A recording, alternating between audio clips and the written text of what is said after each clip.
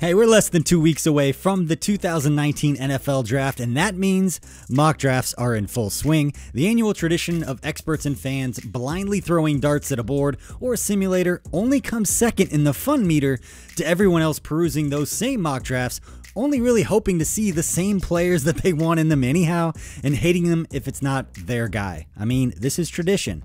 So, with that said, here are two new points of view on what the Chiefs could do with their first 3 picks at number 29, 61, and 63, courtesy of the Athletic's Dane Brugler and Bleacher Report's Matt Miller.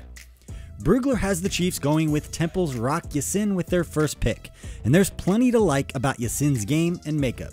Physically, he looks the part and brings a physical presence to the field. Off the field, he was named a captain at Temple after just being with the team for 1 year after transferring over from Presbyterian, where he played for 3 years. He's a safe pick with plenty of upside.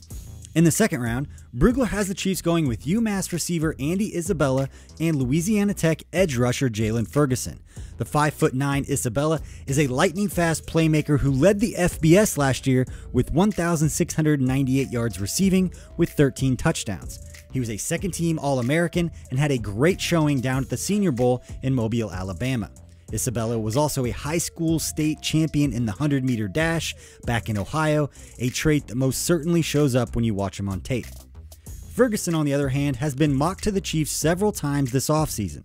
The FBS's all-time leader in career sacks with 45 is an interesting player to watch on draft weekend because of the dichotomy between immense production on tape but poor athletic testing at his pro day.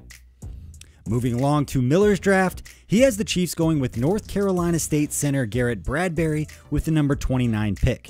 Bradbury was a first-team All-American last year and the winner of the Remington Award, which goes to the nation's best center. He's the clear-cut #1 overall player at his position, which saw the Chiefs lose former starter Mitch Morse in free agency.